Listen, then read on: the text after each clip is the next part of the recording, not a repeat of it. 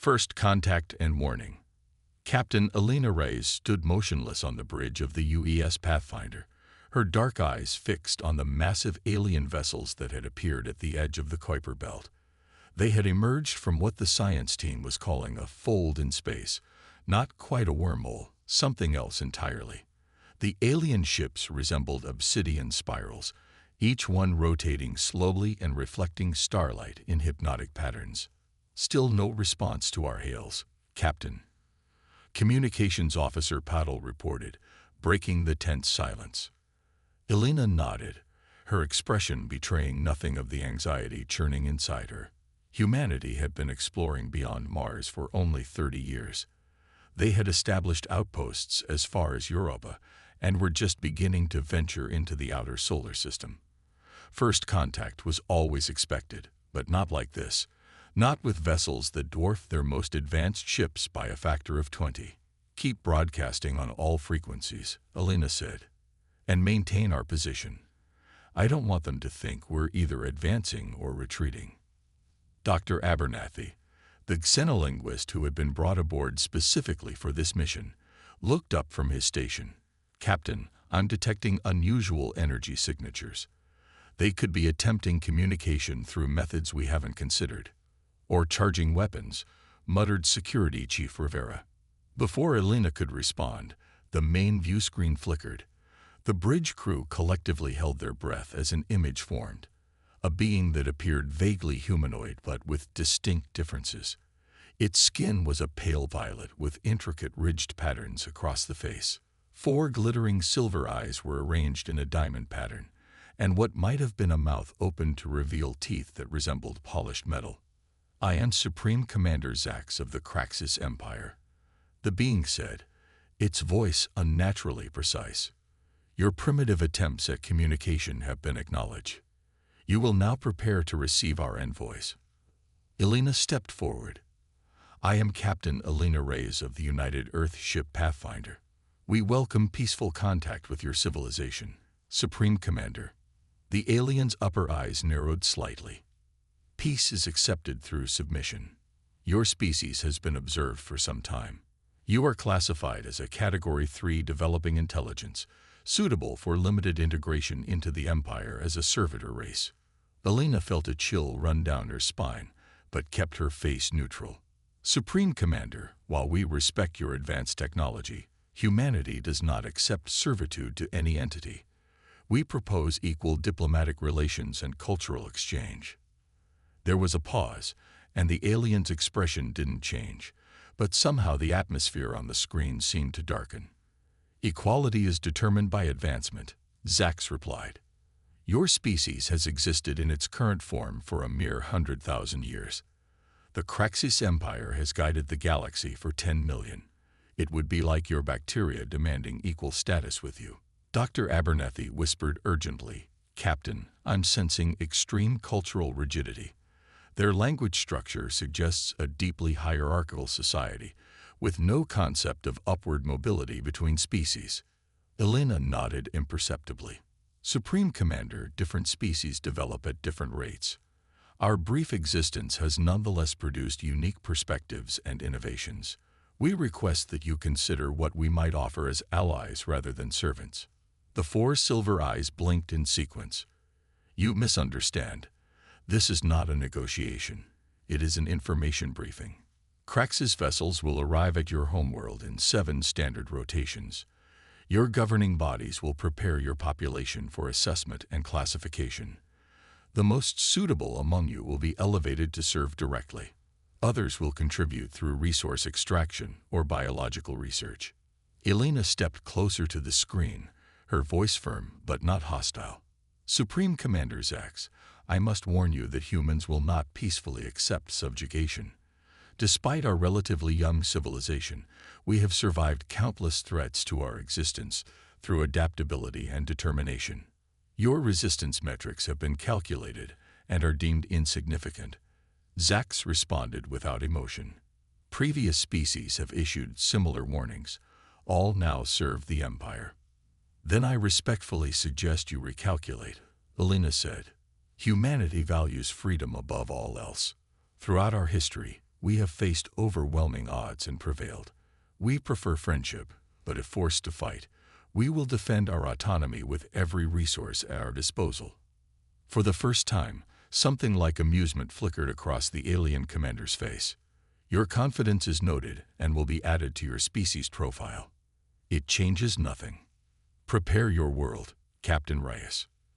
The transmission cut out abruptly, and the bridge crew erupted in urgent conversation. Elena raised a hand for silence. "Navigation, plot the fastest course back to Earth.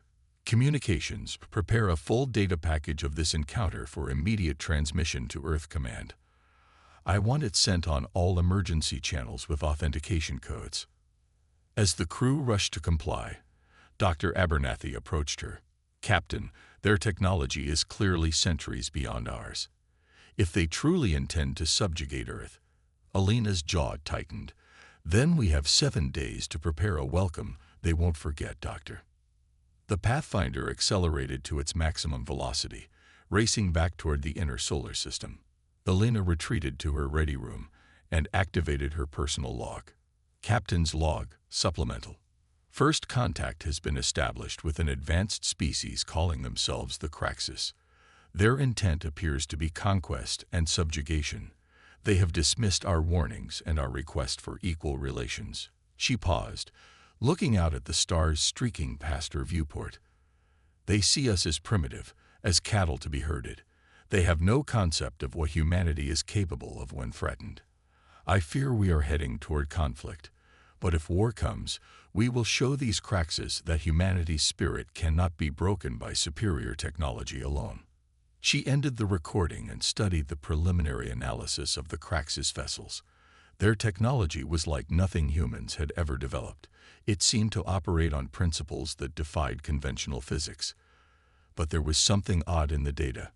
For all their advancement, there was a strange predictability to their ship formations, a rigid adherence to patterns that suggested a lack of tactical creativity. 3 days later, the Pathfinder reached Earth's defense perimeter. Elena was immediately shuttled to Geneva for an emergency session of the United Earth Defense Council. As she entered the chamber, she noted the grim faces of military leaders and civilian officials from around the world. "Captain Reyes," Admiral Chen greeted her. "Your transmission has caused quite the stir. Some still believe this could be a misunderstanding." Elena shook her head. "It was not, Admiral. The Craxus were absolutely clear in their intentions. They view us as a resource to be exploited, nothing more." "Then we have 4 days to prepare," the Admiral said grimly. "What can you tell us about their capabilities?" "Their technology far exceeds ours," Elena admitted. "But there may be weaknesses. Their ships moved in perfect, mathematically precise formations. Their communication was formal and rigid. Even their threat assessment seemed to be based on strict algorithms rather than intuitive understanding." A scientist named Dr. Lakshmi Rao stepped forward. "You're suggesting they lack creativity, improvisation." "It's a theory," Elena said. "One worth exploring given our limited options." Admiral Chen nodded slowly. "We'll deploy every ship we have, but the fleet numbers less than 100 vessels. If these Craxus are as advanced as you say, then conventional warfare won't save us," Elena finished. "But humanity has never relied solely on conventional methods when our survival is at stake. We need to think asymmetrically." The Defense Council worked through the night, developing plans that ranged from reasonable to desperate. Earth's populations were quietly moved toward shelters. The handful of colonies on Mars and the Jovian moons were placed on high alert. Every available ship was armed and positioned in defensive formations throughout the solar system. On the 7th day, the Craxus arrived. Not 7 ships as initially encountered, but 700, emerging simultaneously from space folds near Earth, Mars, and Jupiter. They arranged themselves in perfect geometric patterns around the human worlds, a display of overwhelming force. Elena stood on the bridge of the newly commissioned UES Defiant, now the flagship of Earth's hastily assembled defense fleet. Before the Craxus could broadcast their demands, she opened a channel to Supreme Commander Zax's vessel. "This is Captain Elena Reyes of Earth. We have prepared our response to your arrival as requested. The screen flickered to life, showing the four-eyed commander. Your efficiency is noted, Captain. You will now. Before you continue, Elena interrupted, an action that caused the alien's eyes to widen slightly in surprise. I wish to restate my warning from our first encounter. Humanity will not submit to servitude. We value our freedom above all else, and we will defend it by any means necessary. Your defiance is illogical, Zax replied. Our scans indicate your weapons cannot penetrate our shields. Your ships are outnumbered 7-1. Calculation suggests your complete defeat within 6 hours. Elena smiled slightly. That's where you're wrong, Supreme Commander. Your calculations are based on conventional warfare between technological unequals, but humans have never been conventional, and we've specialized in defeating superior forces throughout our history. Elaborate, Zax demanded, a hint of what might have been curiosity in his voice. I would prefer to demonstrate, Elena replied. This is your final opportunity to withdraw and return to open diplomatic channels as equals. Unacceptable, Zax said flatly.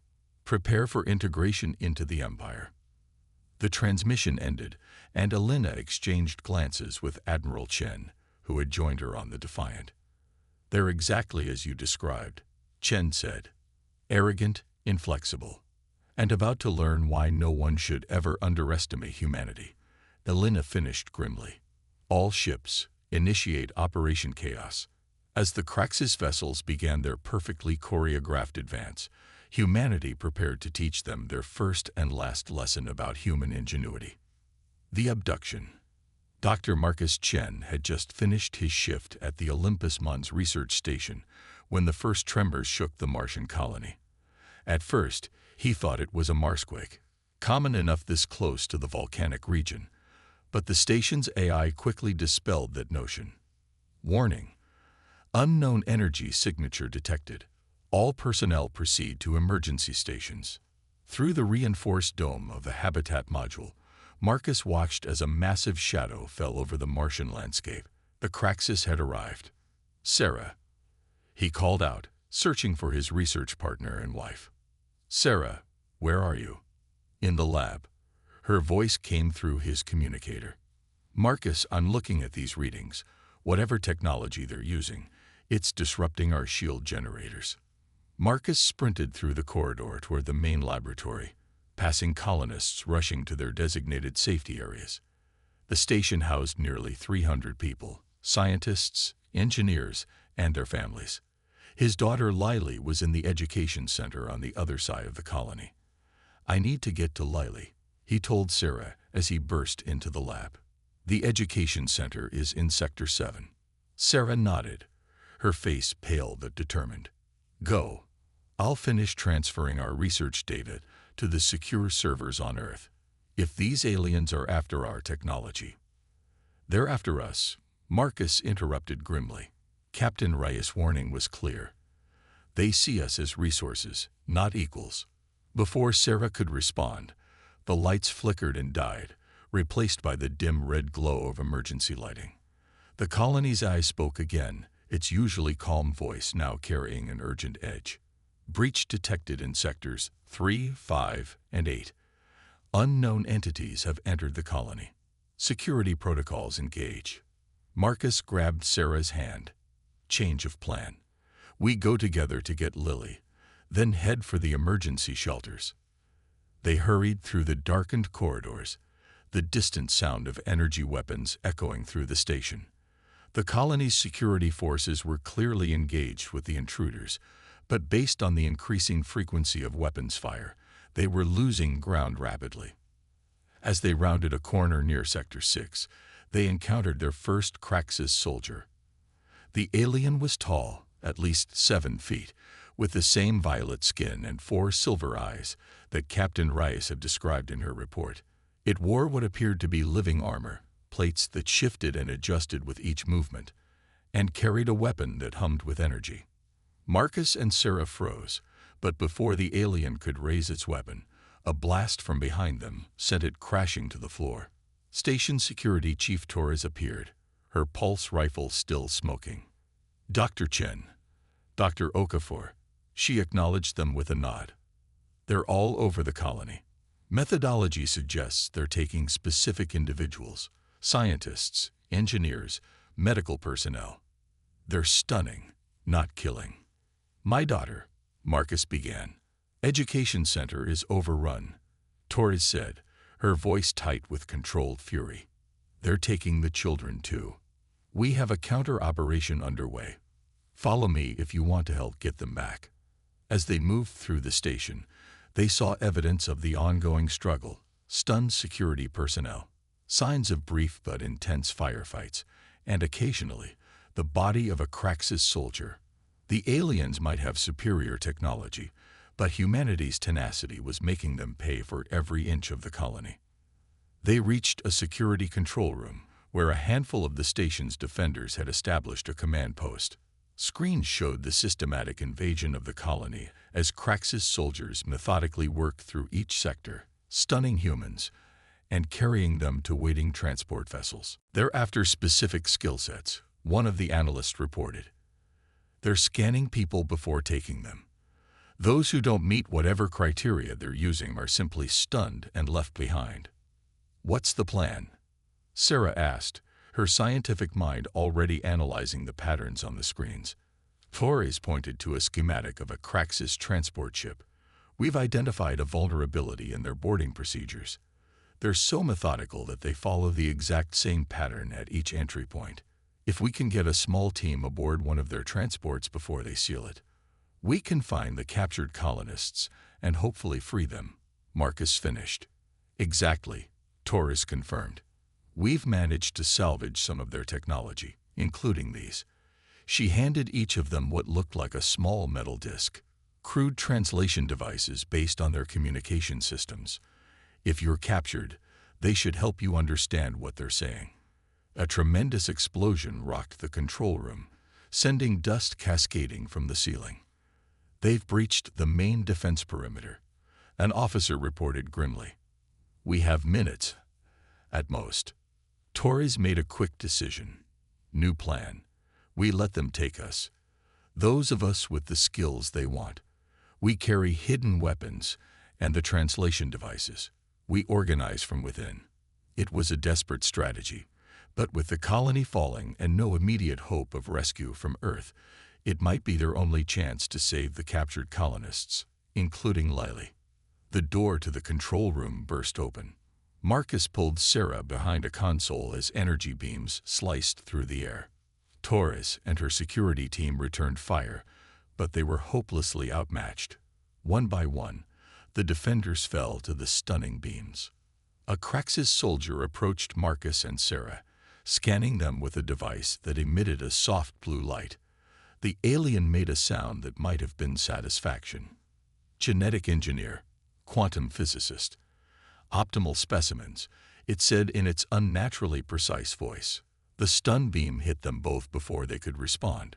Marcus awoke in a cell made of a strange, slightly yielding material that seemed to absorb sound. His head pounded, and his mouth felt dry. Sarah lay beside him, still unconscious. The translation device Torres had given him was miraculously still hidden in his boot. The Craxus had apparently been more interested in scanning their brains than conducting thorough physical searches. As Sarah began to stir, Marcus took stock of their surroundings. The cell was one of many in a long corridor. Through the translucent front wall, he could see other captured humans in similar enclosures. Some were colleagues from the research station. Others wore uniforms from other colonies or Earth installations. "Where's Lily?" Sarah whispered as she regained consciousness. "I don't know," Marcus admitted, the fear for his daughter a constant ache in his chest. But if Torres was right about their methodology, children would be kept separate from adults. A Craxus appeared in the corridor, accompanied by what appeared to be a floating platform of instruments.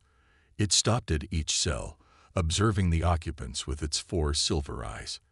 When it reached Marcus and Sarah's cell, it spoke. "Specimens 347 and 348. You will be processed for cognitive analysis in sequence. Resistance is inefficient and will result in pain stimulation. Marcus subtly activated the translation device. "Where are the children you took from our colony?" The alien tilted its head slightly. "Juvenile specimens are undergoing separate evaluation. Their neural plasticity is of particular interest." "They're children, not specimens," Sarah said, her voice tight with anger. "They need their parents." "Attachment behavior noted," the Craxus replied dispassionately. "Such connections are inefficient and will be eliminated during integration." The alien moved on, continuing its rounds. Once it was out of earshot, Marcus whispered to Sarah, "We need to find out more about this ship and locate Lily and the other children. If enough of us work together, we might have a chance." Sarah finished. She discreetly showed him a small metal object she had palmed during their brief interaction with the alien. "I managed to grab this from its instrument tray. Some kind of tool. Might be useful." Marcus smiled despite their situation. The Craxus had calculated human capabilities based on pure metrics, technology levels, weapons systems, conventional military strength. They hadn't accounted for human resourcefulness, for a parent's determination to protect their child, for the ingenuity that had allowed humanity to survive countless threats throughout its history. Over the next several hours, Marcus and Sarah made contact with other prisoners using a tapping code developed hastily against the cell walls. The message spread: observe, gather information, collect anything that might serve as a tool or weapon, watch for patterns in Craxus behavior. Marcus was taken for processing first, strapped to a table while machines scanned his brain and Craxus scientists observed from behind transparent barriers. They seemed particularly interested in his problem-solving abilities, presenting him with increasingly complex puzzles and scenarios. "Remarkable cognitive flexibility," one Craxus noted to another. "This specimen demonstrates nonlinear thinking patterns that exceed predictive models. Such capabilities must be studied before integration," another replied. "The hierarchical implications are concerning." Marcus pretended to be more affected by their procedures than he actually was, slouching and slurring his speech when returned to his cell. In reality, he had been memorizing every detail of the ship's layout, counting steps, observing security protocols. Sarah returned from her session with similar intelligence. "They're studying our creativity," she whispered. "They seem almost confused by how we approach problems. And they're completely predictable," Marcus added. "Their guard rotations are exactly 30 minutes. Their feeding schedule is precisely every 6 hours. Even their scientific protocols follow rigid patterns without variation." A new voice joined their whispered conversation. Dr. Eliza Wong, a systems engineer from the Europa outpost who had been placed in the adjacent cell. "I've been watching their tech," she said softly. "Their systems are incredibly advanced, but there's something odd about them. It's like they've never had to innovate on their own. Everything is perfectly optimized but lacks imagination." Over the next few days, as more humans were processed and returned to the cells, a picture began to emerge. The Craxus Empire had expanded across hundreds of star systems, absorbing species and technologies as they went. But their own development had stagnated millennia ago. They advanced now only by incorporating the innovations of others. And they had never encountered a species quite like humans before. 7 days after their capture, Marcus and Sarah finally received the news they had been desperately waiting for. A maintenance worker who had been assigned to clean the juvenile section smuggled back a message. Lily was alive, along with 23 other children from various colonies. That night, as the ship's lighting dimmed to simulate night cycle, Marcus gathered the leaders of what had become an organized resistance movement among the prisoners. "The children are being held 3 levels below us," he told them. "Security is lighter there because the Craxus don't consider them a threat. Their arrogance is their weakness." Torres, who had indeed been captured as planned, nodded grimly. "We've accumulated enough makeshift tools and weapons. The question is timing." Dr. Wong held up a small device she had managed to assemble from components smuggled from the labs. I've been studying their communication frequencies. There's something happening. Increased chatter, changes in patrol patterns. I think the Craxus fleet is engaged with Earth forces. A spark of hope ignited in Marcus's chest. Then this might be our best chance, if their attention is divided. We move tonight, Torres decided. 3 hours into the night cycle, when their third shift begins. They're always slightly less alert during shift transitions. As they finalized their plans, Marcus looked around at the determined faces of his fellow captives. Engineers, scientists, teachers, colonists, ordinary humans transformed by extraordinary circumstances into a fighting force. The Craxus had calculated human threat levels based on technology and conventional military strength. They were about to learn that humanity's greatest weapon had never been its ships or its guns, but its indomitable spirit and endless capacity for adaptation. 3 hours later, as the ship's systems hummed at their lowest nighttime settings and the guard rotation began, the human uprising commenced with perfect, devastating synchronicity. A demonstration of the very creativity and adaptability that had so confounded their captors.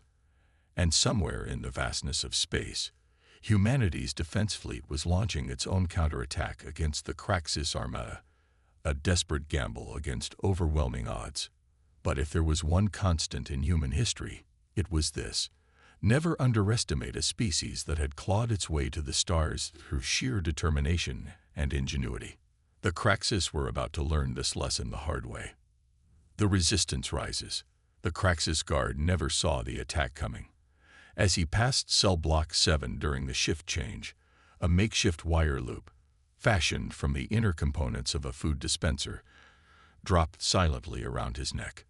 Dr. Wong pulled tight while Torres quickly disabled the guard's neural implant with a precision strike, using a sharpened piece of alien metal.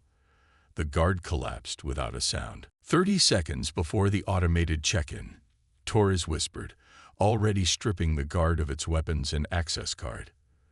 The living armor resisted at first, seeming to sense that its wearer was incapacitated, but Wong applied the stolen tool to what appeared to be a control node, and the armor went limp. Marcus waited tensely as Torres donned parts of the armor over her own clothes.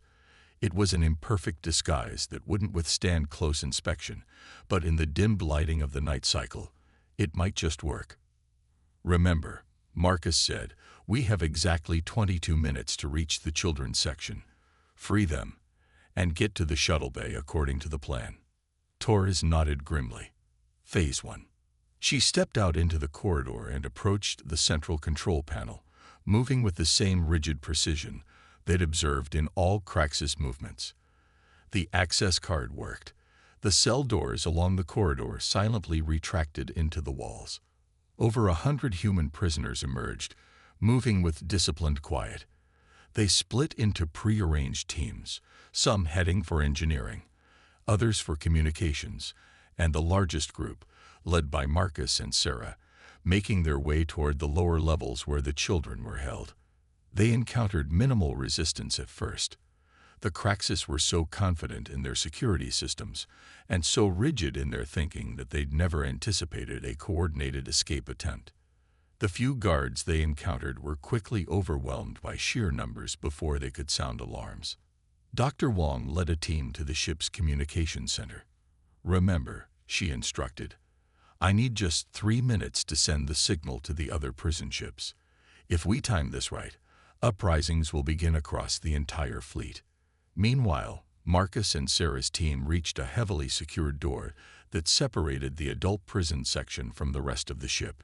Torres examined the access panel skeptically. The guard's card won't work here. This requires higher clearance. Sarah stepped forward with the device she'd been secretly assembling from components smuggled from the laboratories. This might. It's a crude override based on what I've learned about their technology. They use quaternary logic systems instead of our binary, more advanced, but actually less adaptable to unexpected inputs. She attached the device to the panel and activated it.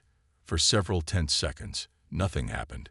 Then, with a soft hiss, the massive door slid open. How did you know that would work? One of the colonists whispered in awe. Sarah smiled grimly. I didn't. I made an educated guess and improvised, something the Craxes seemed fundamentally incapable of doing. The team moved swiftly through the new section of the ship, following the memorized route to the children's holding area.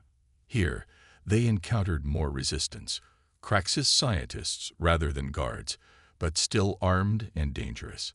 A brief firefight erupted, human determination against alien technology. Several humans fell to stun blasts, but the scientists were ultimately overwhelmed by the parents and colonists fighting with desperate intensity. Nothing in the Craxes Empire's 10-million-year history had prepared them for the ferocity of humans protecting their children. Finally, they reached the juvenile containment area. Marcus's heart nearly stopped when he saw Lily through the transparent barrier, along with 24 other children. They were in what appeared to be a learning environment, surrounded by Craxes educational technology. The children looked physically unharmed, but unnaturally subdued. Neural suppressants, a colonist who had been assigned to medical duty explained. They're keeping them calm while they study them. Marcus's hands clenched into fists. Get them out. Now. The barrier yielded to Sarah's override device. As it retracted, the children turned toward them, with eerily blank expressions that quickly transformed into recognition and relief as the suppressant field dissipated. Dad. Mom. Lily cried, running to embrace them both. Around them, similar reunions were taking place as parents found their children. But there was no time for extended emotions. Torres was already organizing the expanded group for the next phase. We have 14 minutes to reach the shuttle bay, she announced. Stay tight, stay quiet. The children in the center, fighters on the outside. As they moved through the ship's corridors, following the route previously mapped by prisoners assigned to maintenance duties, alarms suddenly blared throughout the vessel.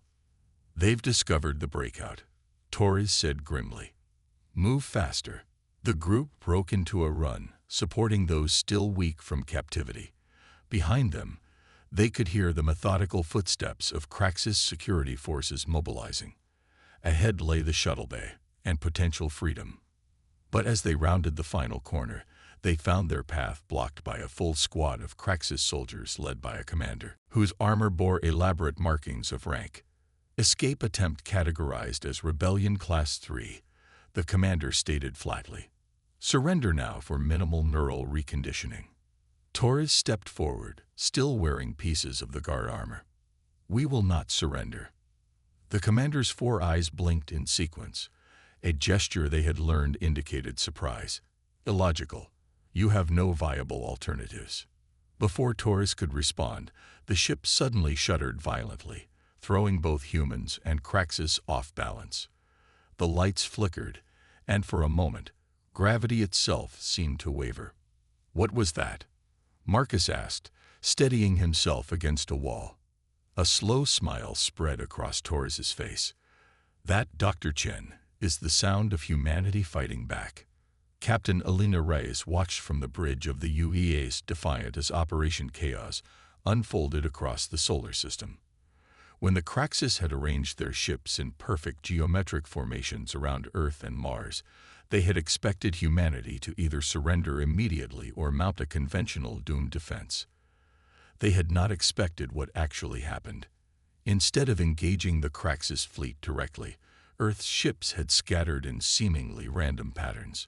Some appeared to flee, others executed maneuvers that made no tactical sense according to conventional warfare. Civilian vessels mingled with military ships in chaotic swarms that defied prediction. They're trying to establish targeting locks, Tactical Officer Liu reported. But our random movement patterns are confusing their systems. Their weapons are designed for precision strikes against predictable targets.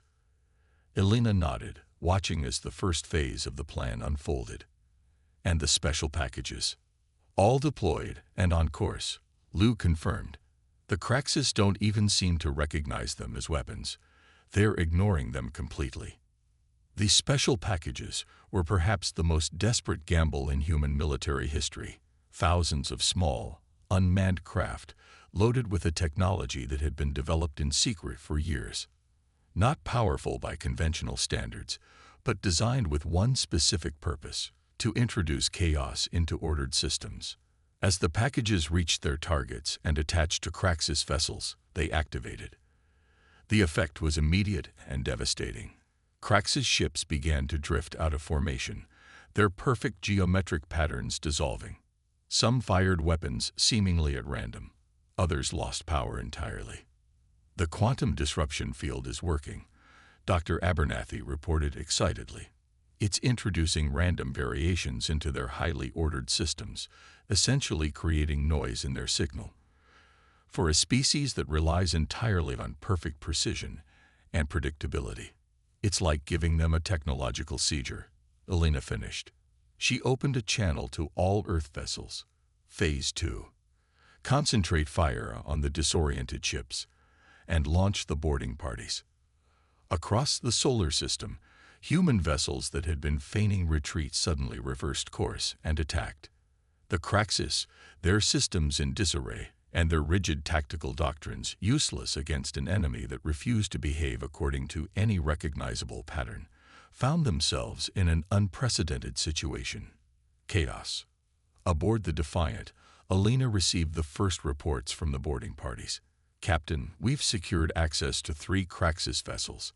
Their internal security is in disarray. Our disruptor fields are affecting their neural networks as well as their technology." Elena felt a surge of hope. "Any sign of the captured colonists?" "Not yet, but we're detecting human life signs in containment areas. We're working on." The officer paused, listening to an update through his earpiece. "Captain, we're receiving a transmission from within one of the Craxus prison ships. It's using our frequencies." "Put it through," Elena ordered. A woman's voice came through, distorted but understandable. "This is Dr. Eliza Wong broadcasting from the Craxus vessel designated Harvester 3. Human prisoners have initiated coordinated resistance across multiple ships. We require extraction support, but can provide internal sabotage and intelligence." Elena leaned forward. "Dr. Wong, this is Captain Reyes. Can you confirm the status of the Mars colonists?" "We have them," Wong replied, "along with prisoners from Europa and Luna. We've secured a path to the shuttle bay, but are encountering heavy resistance. Our window is closing fast." Elena turned to her tactical officer. "Direct the closest boarding party to Harvester 3. Priority extraction." She returned to the communication. "Dr. Wong, hold your position if possible. Reinforcements are en route. If you can reach the shuttle bay, the emergency frequency will guide you to friendly forces." "Understood," Wong responded. "Be advised, we've gathered critical intelligence about Craxus vulnerabilities. Their entire empire is built on stolen technology they barely understand. They haven't innovated independently for millennia. And Captain, they're terrified of us. Terrified.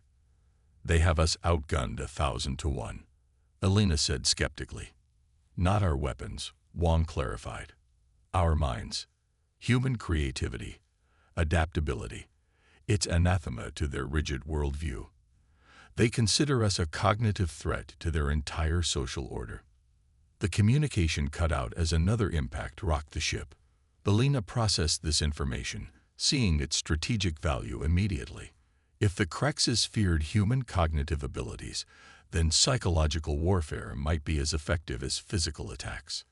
"Open a channel to the